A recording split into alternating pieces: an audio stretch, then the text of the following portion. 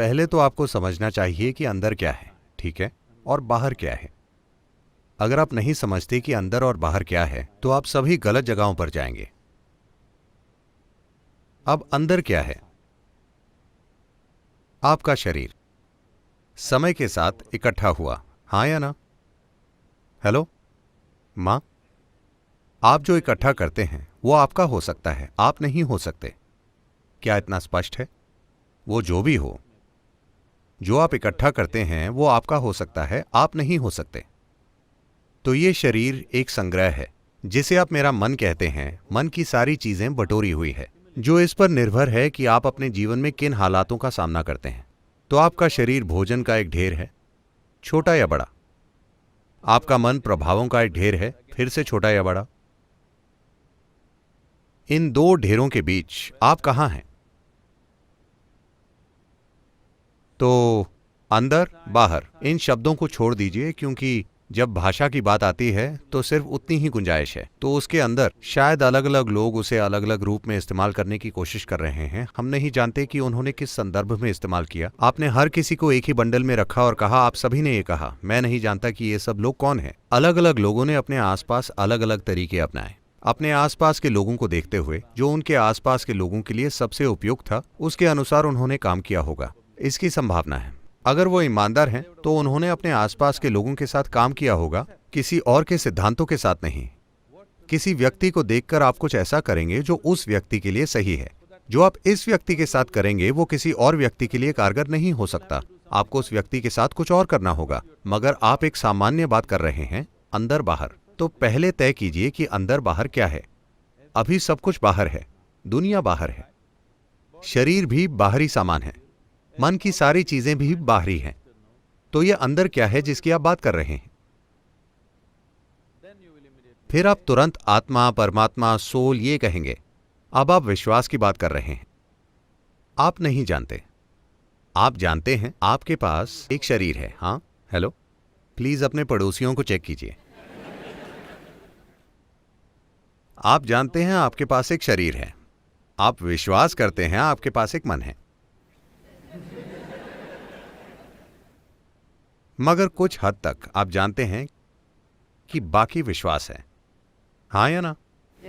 मैं ये सवाल नहीं कर रहा कि ये सच है या झूठ, चलिए वहां नहीं जाते। मगर ये एक विश्वास है, ये अब तक आपके अनुभव में नहीं है। अगर आप किसी चीज के बारे में बोलते हैं जो अब तक आपके अनुभव में नहीं है, साफ साफ कहें तो आप बस एक झूठे हैं। इसका यही मतलब है। मगर क्योंकि झूठ पवित्र है, झूठ धर्म ग्रंथों में लिखा है, झूठ तमाम लोग दोहराते रहते हैं जो तरह तरह के कपड़े पहनते हैं, जो मूर्ख होते हुए भी पवित्र माने जाते हैं। इसके कारण आपसे इन शब्दों पर सवाल उठाने की उम्मीद नहीं की जाती। आप कहीं जाएं, पहली चीज लोग कहते हैं, सदगुरु सोल क्या है? मैं उनसे पूछता हूं, कौन सा सोल, दायां या बायां?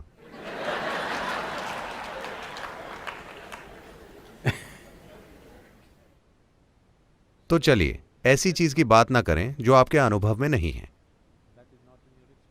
अभी आपका शरीर कुछ हद तक आपके अनुभव में है, आपका मन कुछ हद तक आपके अनुभव में है, बाकी आप नहीं जानते। मगर हम अंदाजा लगा सकते हैं। अगर मुझे इतना शरीर इकट्ठा करना है, अगर मुझे इतना मन इकट्ठा करना है, तो कुछ अधिक मूलभूत जरूर वहां होगा। हां, कोई अधिक मूलभूत चीज वहां होगी, हम नहीं जानते कि वो क्या है। अभी के लिए हम उसे आप कहेंगे। आप अपने अंदर कैसे जाएंगे?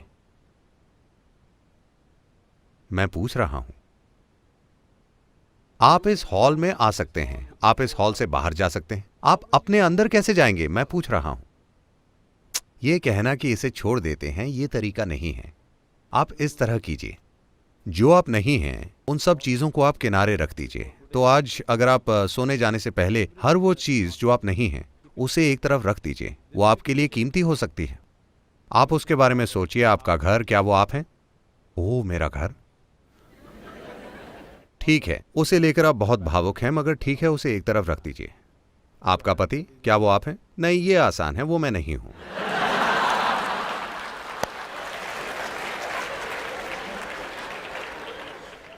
मेरे बच्चे, क्या वो मैं हूं? ओ थोड़ी मुश्किल है, मगर नहीं, वो मैं नहीं हूं। वो आपको बताना शुरू कर रहे हैं। अगर वो 12 साल के हो गए हैं तो उन्होंने बता दिया होगा। तो जो कपड़े आप पहनते हैं, क्या वो आप हैं? नहीं। जो शरीर आप पहनते हैं, क्या वो आप हैं? नहीं। ये सब विचार और भावनाएं, क्या ये आप हैं? नहीं। सब कुछ जो आप नहीं हैं, उसे एक ढेर में रखिए। भौतिक रूप से नहीं, दिमागी रूप से ये कीजिए। सब कुछ किनारे रख दीजिए। देखते हैं, हर दिन आप इसका अभ्यास कीजिए। एक दिन जब आप सफलता से हर चीज को एक ओर रख देंगे, जो आप नहीं हैं, जो आप हैं वो वहां होगा।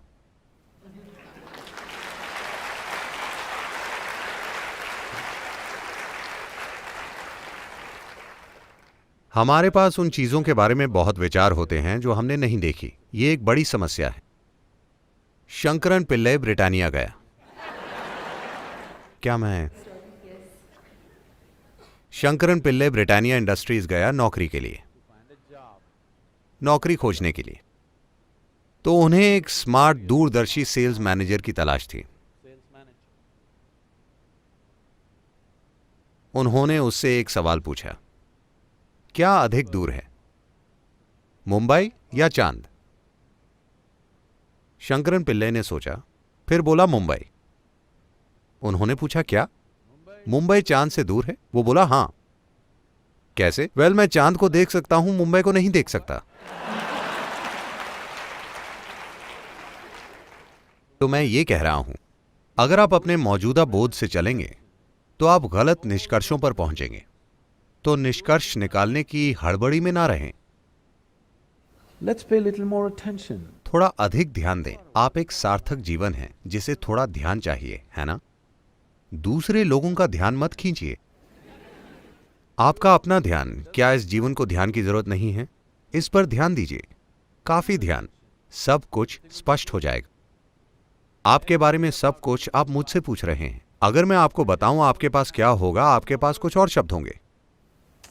कुछ और शब्द आपके पास होंगे, वो आपको सच के करीब नहीं ले जाएंगे। एक और शब्द या 10 और शब्द आपको वास्तविकता के करीब नहीं ले जाएंगे।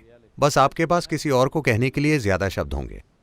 इस तरह की अफवाह दुनिया में फैल रही है। हर कोई जानता है ईश्वर कहाँ है, उनकी पत्नी कौन है, उनके कितने बच्चे हैं, उनका जन्मदिन कब है, उनका पता। हर भजन में लोग उनका पता बता रहे हैं, वो कहाँ हैं और उन्हें कैसे पाएं, मगर वो अपने बारे में एक भी चीज नहीं जानते। इस तरह की, क्या कहें, बहुत ज्ञानपूर्ण अज्ञानता खतरनाक है। आप जानते हैं, अगर आप नहीं जानते, ये कोई समस्या नहीं है। अगर मैं देखता हूं मैं नहीं जानता, तो जानने की संभावना हमेशा होती है ना? अगर मैं नहीं जानता और सोचता हूं कि मैं जानता हूं, तो मैंने सारी संभावनाएं नष्ट कर दी हैं। तो हमने बहुत से नतीजे निकाले हैं। हम जानते हैं, हर संस्कृति में वो जानते हैं कि ईश्वर की प्रकृति क्या है, वो कहां रहते हैं, वहां का काम और माहौल कैसा है। आप जानते हैं, हर कोई स्वर्ग का नक्शा जानता है ना? नहीं जानते? मगर आप अपने बारे में एक भी चीज नहीं जानते। अब समय है कि हम ध्यान दें, क्योंकि आप जो भी जानते हैं, आप उसे उसी तरह जानते हैं जिस तरह वो आपके मन के आसमान में दिखता है। आप कोई चीज किसी और तरह से नहीं जानते, हाँ या ना? तो आपको ये ठीक करना है। आप हर चीज को अपने मन के आईने में देख रहे हैं और आईना हिला हुआ है। पहले उसे ठीक कीजिए। पहली चीज है उसे स्थिर, समतल, एक सीधा दर्पण बनाना, ताकि आप हर चीज को वैसे देखें जैसी वो है। क्या समतल आईना आपको हर चीज वैसे दिखाता है जैसे वो है? सब कुछ उल्टा, आप जानते हैं। फिर आपको उसे पलटना होगा। उसमें काफी कुशलता की जरूरत होगी। अधिकांश लोग एक डोसा भी नहीं पलट सकते। अब पूरी दुनिया, पूरा जीवन जो आपके मन में चल रहा है, उसको पलटने, उसे टुकड़े टुकड़े किए बिना पलटने के लिए और कुछ चाहिए। मगर पहली चीज है आईने को सीधा करना, ताकि वो आपको हर चीज वैसे दिखाए जैसी वो है, किसी और तरह से नहीं। अभी सब कुछ इस तरह दिखता है कि आप किसी चीज से कैसे जुड़े हैं। हर पहचान ने आपके मन के आईने को बिगाड़ दिया है और वो आपको चीजें बिल्कुल अलग तरह से दिखाता है। सबसे पहले उन चीजों के बारे में बात करना बंद कर दें जिन्हें आप नहीं जानते। कोई सोल, कोई आत्मा, परमात्मा नहीं, ईश्वर नहीं, दिव्य नहीं, स्वर्ग नहीं। ऐसी चीज की बात कीजिए जिसे आप जानते हैं, और फिर अगला कदम उठाने की इच्छा तीव्र होगी। वरना जब आप स्वर्ग का पूरा नक्शा जानते हैं तो किसी चीज पर ध्यान देने की जरूरत क्या है?